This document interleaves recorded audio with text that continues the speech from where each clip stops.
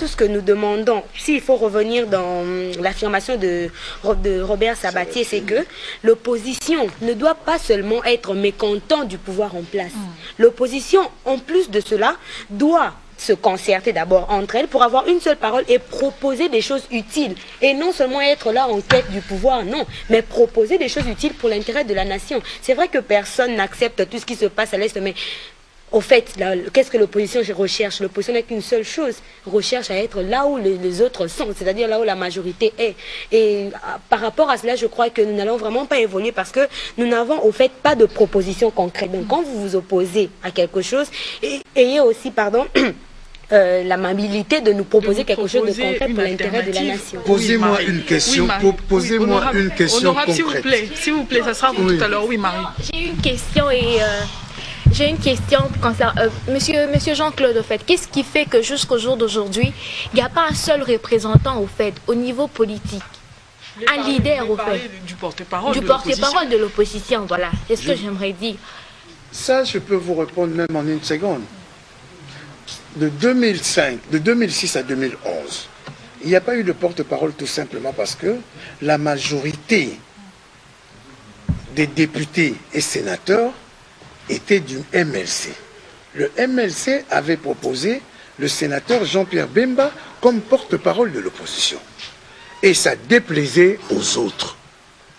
Et nous sommes restés au pouvoir et nous sommes restés cloîtrés en attendant. Cette fois-ci, nous tous nous sommes dit, nous allons désigner notre porte-parole de l'opposition. Mais nous attendons jusqu'à ce jour que le président... Non, mais ce n'est pas nous. C'est la Constitution. Lisez la Constitution. C'est le président de l'Assemblée nationale et le président du Sénat qui doivent convoquer la plénière de l'opposition pour que nous puissions tout d'abord, adopter le règlement d'ordre intérieur et puis deux, soit passer par consensus ou bien passer par vote. Or, les deux présidents de deux chambres, c'est qui? M. Léon Kenguadonde au Sénat et M. Oubé Minakou au Parlement. Mais l'opposition est prête pour que nous puissions avoir un porte-parole. Et puis, pour dire en ce qui concerne, pour répondre à ce qui concerne tout à l'heure mademoiselle Rosile Kokika, là, mais vous devez savoir que quand nous sommes en politique, mademoiselle, il ne faudrait pas découvrir que l'opposition est multiforme. Je l'ai dit tout à l'heure. Hein? Vous savez, tout à chacun a sa vision par rapport au combat politique qu'il mène par rapport au Congo. Oui. Est-ce qu'il y a des autres, comme vous dites, par rapport à l'Est? Nous avons proposé beaucoup de propositions à l'Est. On s'est même, on a même été barricadés pour que même les plénières sur l'Est puissent passer en direct à la télévision. Parce qu'on avait des propositions. Mais ces propositions-là, quand elles sont diluées par rapport aux médias du pouvoir, que voulez-vous faire? Oui, Francis. Oui, attends, Marie. Francis. En fait, je vais avancer une chose, en tout cas, qui va un peu dans un sens contraire par rapport à ce que monsieur l'honorable vient de dire. Les caractères multiformes, monsieur, passe-t-il avant, n'est-ce pas, la vision unitaire de l'opposition de remporter le pouvoir? Ça, c'est la grande question que je suis en train de poser. C'est vrai. Et puis, il y a encore une chose, puisque quand il y a échec, on s'abstient de comparer les réalités telles que vécues en Europe que par rapport ici. Il faudra que l'honorable ait le courage de dire que c'est une crise, n'est-ce pas, de la culture politique au sein de l'opposition qui est, n'est-ce pas, à la base de tous ces chambardements. Vous savez, je vais faire, n'est-ce pas, le tour de l'histoire. Les élections, par rapport aux élections du 26 novembre 2011, vous savez, la chose qui a facilité, n'est-ce pas, à la majorité en place de remporter le pouvoir, c'est parce qu'en face d'elle, il n'y avait pas une opposition forte et surtout capable de signer autour d'un seul idéal. Il faudra que l'honorable ait le courage de le dire, même si les deux chambres donnaient l'opportunité à cette classe politique qu'on appelle opposition de se réunir pour nous sortir un seul leader. Ça sera encore un autre problème au sein de l'opposition et nous aurons des oppositions dans l'opposition. Non seulement ça, M. Jean-Claude, vous ne sentez pas que l'opposition en soi diminue la confiance des Congolais?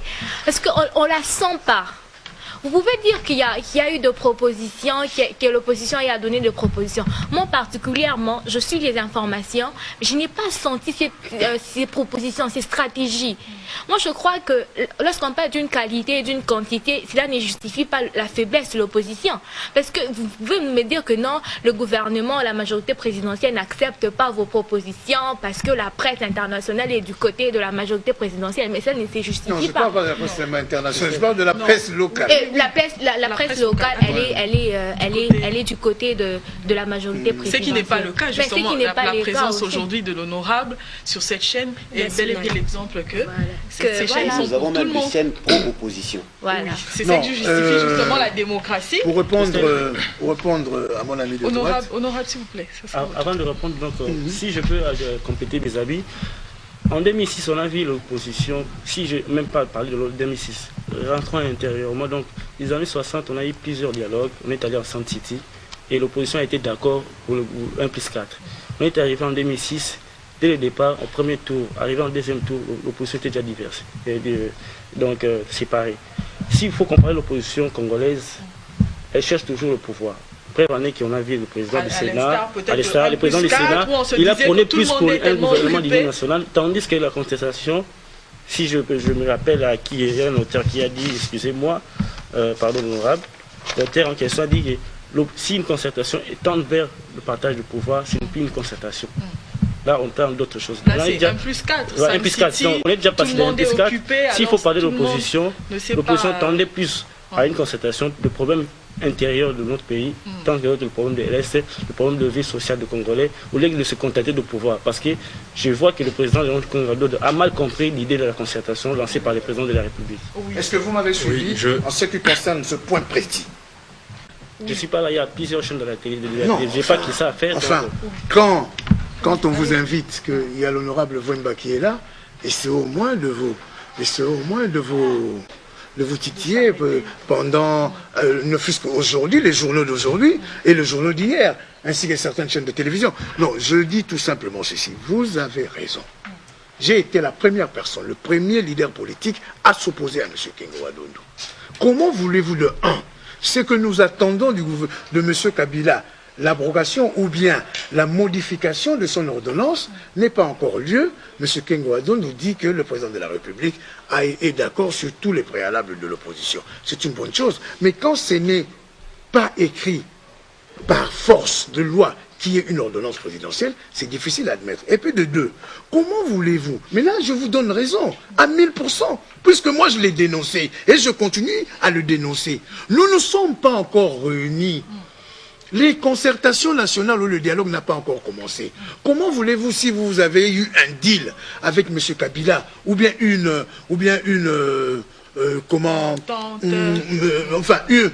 indiscrétion de M. Kabila en disant qu'après les concertations, il y aura un gouvernement d'union nationale, et vous directement vous sautez sur la base et vous commencez à dire. C'est pour cela là où vous dites que deux fois l'opposition elle est dispersée. Tout simplement par rapport à cela. Je l'ai dénoncé, pourquoi? J'ai même utilisé le terme très fort de flagornerie, des gens qui veulent tuer les Congolaises et les Congolais. Tout simplement pourquoi? Parce que les gens, malheureusement, c'est d'actualité dans notre pays. S'il y a n'importe quel forum quelque part, tout le monde voit ministre, ADG et tout. Donc c'est de là où nous disons tout simplement ceci. Quand nous avons commencé à demander le dialogue avec le pouvoir en question, c'est nullement, je vous dis la vérité, vous pouvez taper sur Google ou tout ce que vous voulez, suivre les déclarations de Jean-Claude Vwemba, même il y a un mois.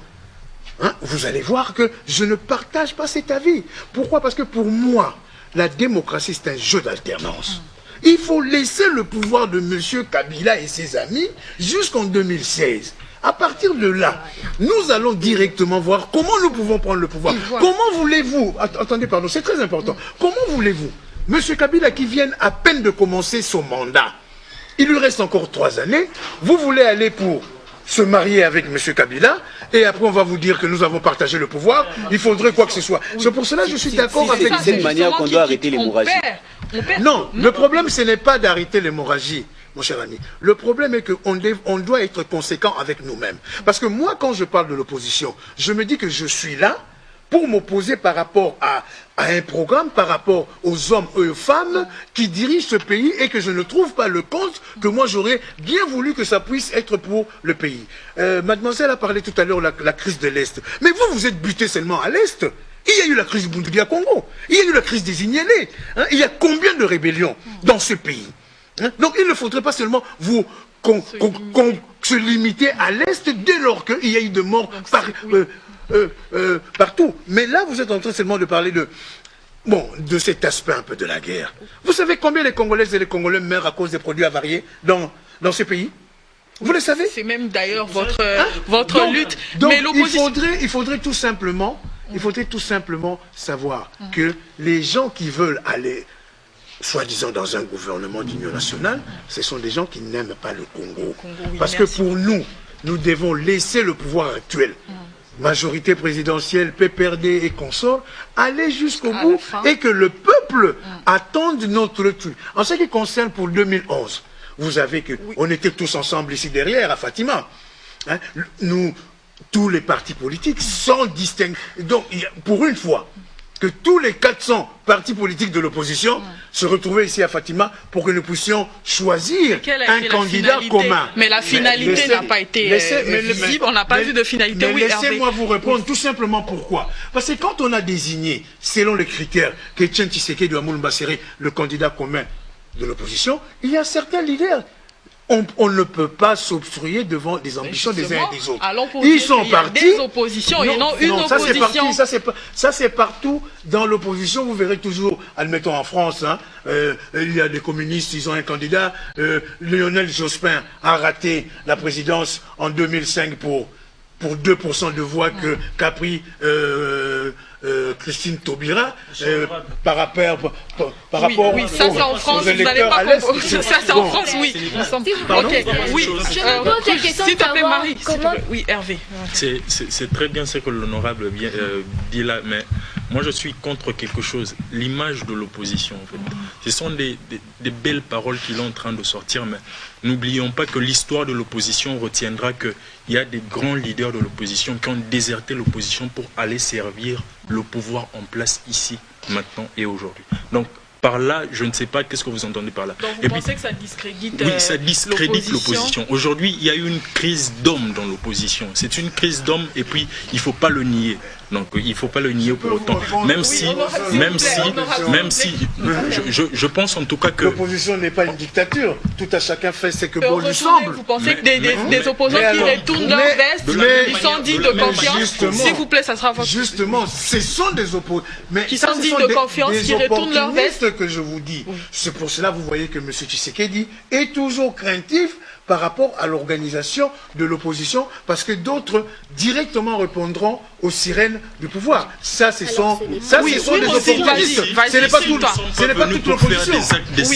Donc, ne vous blanchissez pas pendant que vous aussi vous tenez les mêmes paroles. Oui. Est-ce que j'en ai besoin? Bien sûr que non. Alors, ne dites pas que vous êtes saint. Non, je n'ai pas dit que j'étais saint. J'ai dit tout simplement ceci. Vous pointez les autres du doigt alors que vous aussi vous pourriez changer de main. À ce que je sache, vous parlez dans le conditionnel. Dans l'opposition. Moi, je vous dis que certains leaders qui estiment peut-être que leur combat, ça s'arrête là, peut-être par rapport à quoi que ce soit, ils préfèrent aller rejoindre l'autre camp, ils peuvent le faire. Non, je ne parle pas du gouvernement d'union nationale. Vous ne me verrez jamais dans un gouvernement d'union nationale. Je refusais la Sun City. Demain aussi, je le refuserai. Moi, j'attends un gouvernement d'alternance de l'opposition. En tout cas, j'ai aimé la finesse de M. Mvouemba de comparer les réalités de l'Europe à nos réalités, surtout quand il veut avoir raison, alors que ici, dans ce plateau, avant, il a refusé, n'est-ce pas, cette comparaison. Alors, pour revenir à ce que nous sommes en train de... En tout cas, j'ai vraiment la maîtrise de ce que je suis en train de dire. S'il vous plaît, madame, en tout cas, protégez-moi quand je parle. Et j'ai vraiment aimé sa manière de comparer les choses. Mais il y a une chose, n'est-ce pas, auquel nous devons nous mettre d'accord. C'est qu'il existe ici plus de groupes de pression que l'opposition en général. Ça c'est un. Et puis de deux, l'opposition n'a pas une vision bien définie. L'opposition n'a pas d'idéal. Ça, c'est vrai. L'opposition n'est pas seulement liée à l'existence des partis politiques. Non. C'est d'abord une vision, n'est-ce pas, de la gestion de la chose publique. Ça, c'est un. Et puis de deux, l'opposition ici ne vit que pour exister en termes de contrepoids du pouvoir. Ça, c'est aussi une réalité. Et puis c'est aussi une réalité, en même temps une défense. Et puis, quand M. Jean-Claude Mvouemba est en train de refuser le gouvernement d'union nationale, ça c'est renier le caractère intrinsèque des l'être humain qu'est les Bantous, puisque chez nous, c'est vrai, nous sommes en train de calquer la vision des choses de l'Occident, mais chez nous, nous avons toujours résolu nos problèmes dans les palabres, n'est-ce pas? Non, les palabres, s'il vous plaît, Christelle, palabres qui viennent, n'est-ce pas? Je ne sais pas si tu qualifies un gouvernement d'union nationale. Écoutez, je sais pas. Je ne suis pas en train de qualifier le gouvernement d'union nationale des palabres, mais les gouvernements d'union nationale c'est-à-dire les produits du palabre africain. Mais pourquoi vous voulez toutefois habituer le Congolais à faire à chaque fois des gouvernements? Mais il y a ceux-là qui ont gagné des élections. Pourquoi pas qu'ils aillent jusqu'à la fin et puis si nous faisons un retour dans l'histoire, cette forme de réflexion a, dans une certaine mesure, arrêté l'hémorragie dans notre pays. Mais quelle est l'hémorragie? Nous avons accepté. Est-ce qu'il y a l'hémorragie même? C'est quoi l'hémorragie? Vous savez, il est bon, n'est-ce pas, d'opter pour des mesures qui ont quelquefois réussi, au lieu, n'est-ce pas, de s'attendre à des mesures presque hypothétiques. Vous savez, quand déjà l'opposition n'est pas, n'est-ce pas, capable de se réunir, ça c'est un très grand problème. Et pour quelle finalité? Monsieur Mvouemba est en train de parler de lui, je veux bien, mais il n'y a pas de lui. Oui, non, écoutez. Vous voulez le s'il vous plaît, monsieur Mvouemba. Je veux bien, mais c'est avant tout un cadre. On est venu pour réfléchir. Mais alors s'il y a des exemples, je ne peux que la poser par rapport aux exemples. Alors, c'est ce que j'ai dit, j'ai aimé votre finesse quand vous voulez avoir raison, mais laissez-moi continuer jusqu'à la fin. J'ai dit, c'est vrai, c'est avant tout ici un cadre scientifique. Nous ne sommes pas venus parler de nous. Nous sommes venus réfléchir, cogiter pour l'intérêt du Congo. S'il vous plaît, Christelle, agissez de sorte à ce que cette pensée, cette vision des choses soit protégée. Oui, Rosine. Oui, je voulais dire ceci. Par rapport à ce que M. Mvouemba a dit, je suis parfaitement d'accord avec lui, seulement que apparemment ce qu'il dit n'est pas réel dans ce qui se passe ici en RDC. Comment? C'est que l'opposition, pour contredire un tout petit peu Francis dans ce qu'il a dit, l'opposition, les groupes de pression, les partis politiques ont une vision. C'est d'arriver au pouvoir. Seulement